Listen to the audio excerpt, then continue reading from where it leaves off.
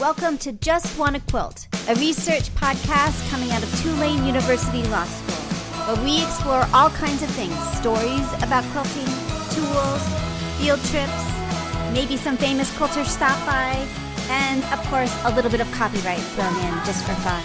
I'm Dr. Elizabeth Townsend Guard. I'm a law professor, and I just want to quilt. Today we're interviewing Nina Paley. She is an artist, a comic book artist, an animator. She makes films, and she quilts, and she does amazing quilting work.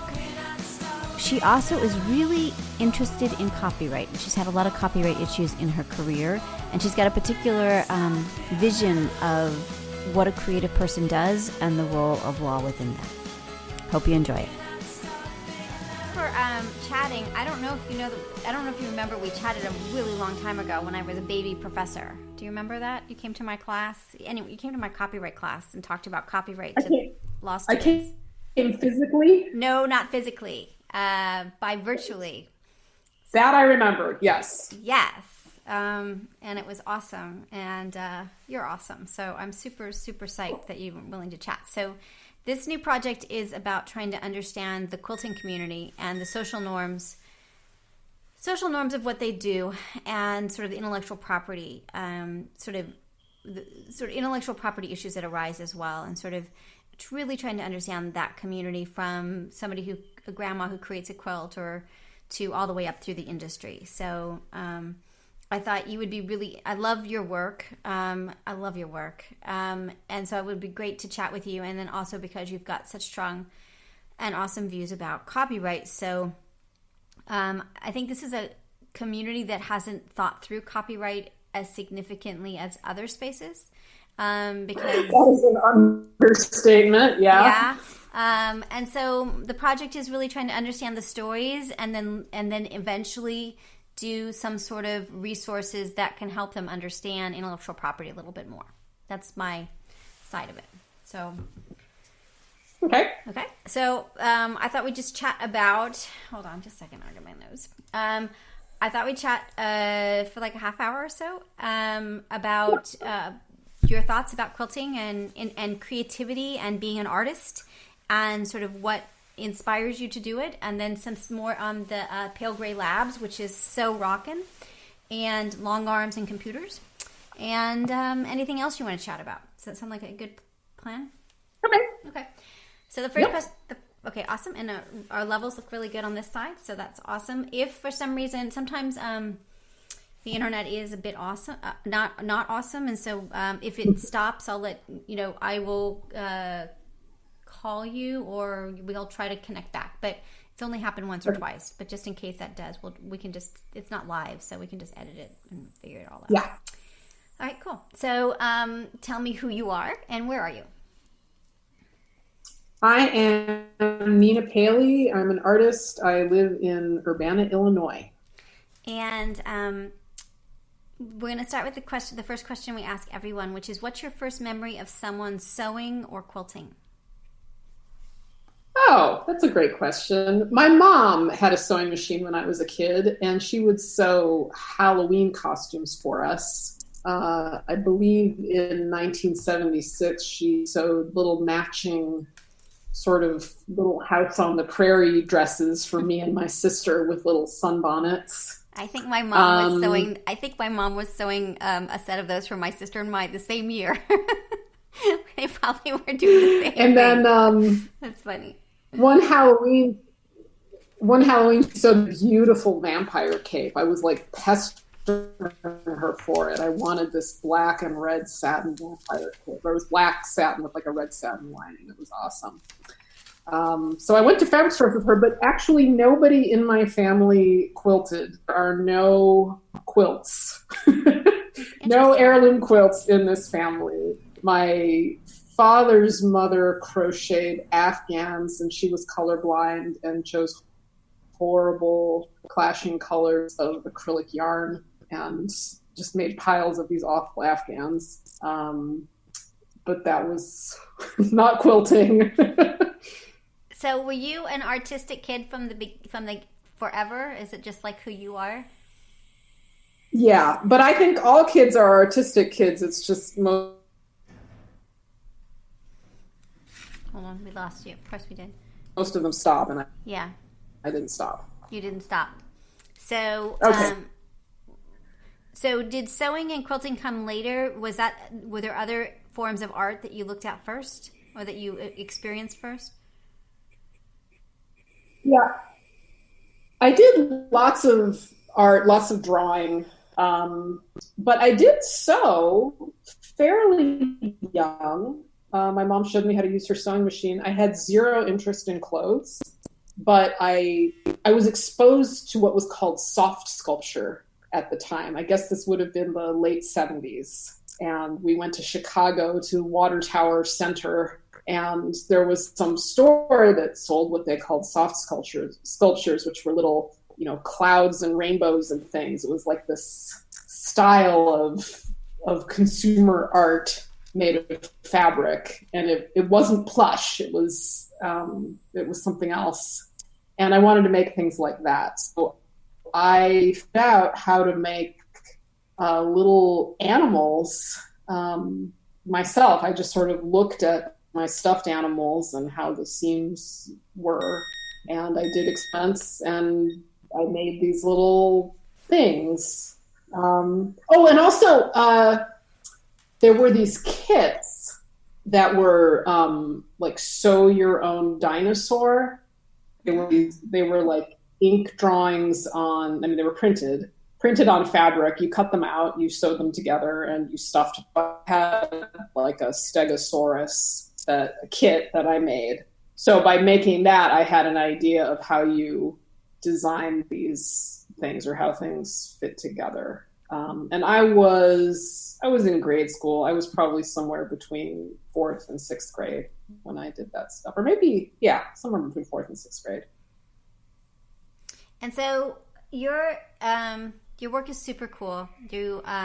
You do comic book stuff. You're a creative artist. You do animation. You do lots of things. Tell us a little bit about that, so we have a context of where you're the main. I'm saying this wrong, but like, where does quilting fit in with the artistic work that you do? And tell us a little bit about your work in case people don't know. I'll put a link to your work on with this, but in case they don't know you. Okay.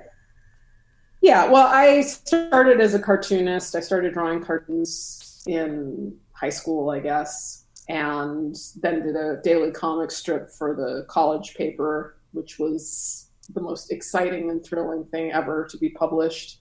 And I was a professional cartoonist. I did my own self-syndicated weekly called Nina's Adventures, and in the 90s, I got a syndicated strip with, what was it?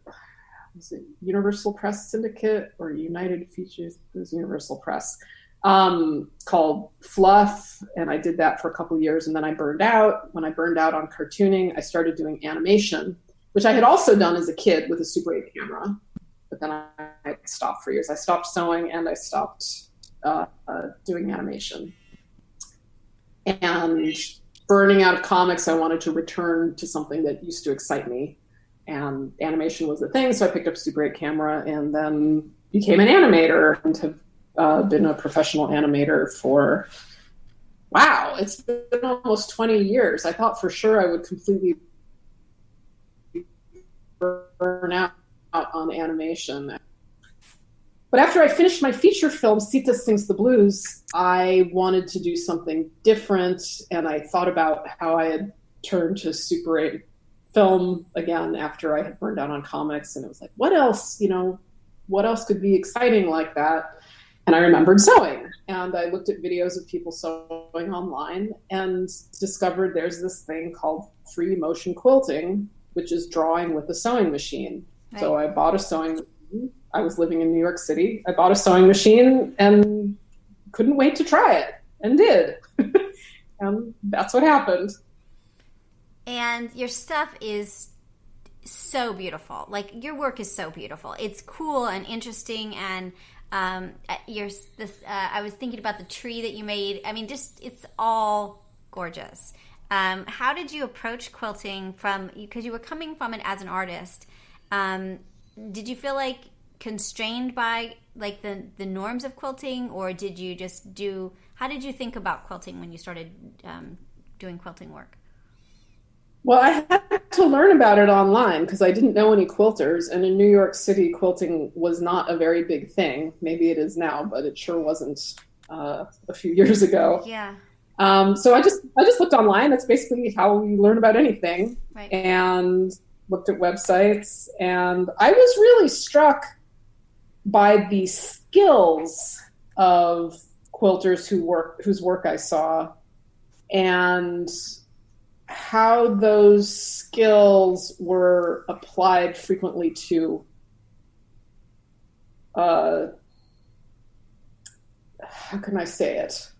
It seemed like there was a mismatch between the skills and what they were actually expressing. Because I was like, oh, this is like an art form. This is like painting or animation or anything. And of course, people must be doing all kinds of incredible stuff with it. But it seemed like mostly people were doing blankets, stuff from patterns. You know, they were just like people that were into it weren't, for the most part, designing quilts. They were. Is that your squeaking or mine? Yeah, it's me. I just beep every once in a while. Sorry. No, that's good, as long as there's no alarm going off. Yeah, no, it's me. Yeah, anyway, I mean, I saw some really great art quilts, particularly Carol Breyer Follert. I don't know if you're interviewing her. Yeah. But her stuff was amazing. And there was also this artist in San Francisco who she did paintings on silk of aerial views of waterways. Interesting. And quilted over those. Her stuff was gorgeous. I mean, there are a number of really fantastic quilt artists. There's no question about that. It's just that proportionally, those people were like very, very small. Mm-hmm. Compared to all the other people. And I guess quilting is just a really big thing, and it's a hobby. It's regarded as a hobby rather than an art form. And this is all stuff I didn't really know. And, you know, it's part of quilting culture, which was completely foreign to me. Mm-hmm. Yeah. What was the question? No, that was exactly it. Sort of how getting into a new culture. Right. As an art form, and I think you're really answering it. Tell me a little bit about. But I want to add something else, which is like the really big influence on me was. Oh God, hang on, Leah Day. Oh yeah, we're interviewing her. Tell me why you liked Leah Day. Yeah, because I liked Leah Day because she had videos that showed somebody. She showed like really basic things, like and of course she was the free motion quilter, right? So she just had all these videos of her stitching out these free motion designs. She talked about thread and what kind of foot to use. And it was just lots of really clear videos of her free motion and lots of tips for somebody like me that had never done it before. That's really cool. And, you know, I liked her style, and I liked...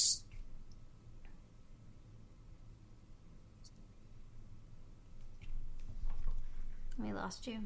Can you hear me? We lost you, so hold on. Just see if it comes back. Oh, you're back. Okay.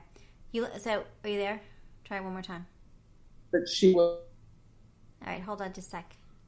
All right. Non-traditional stuff. And as I follow...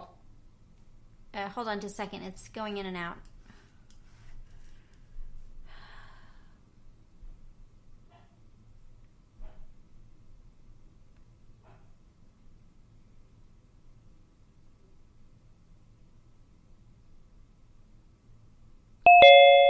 Stitch pattern. All right. So hold on. I am the host now? Yeah, it dropped out. So tell me again why you liked Leah Day's videos. That's where we lost you. And then it kicked me out and it came back in. So okay. Tell me again. I like the yeah. So she made these really clear videos free motion quilting, and she offered all these instructions and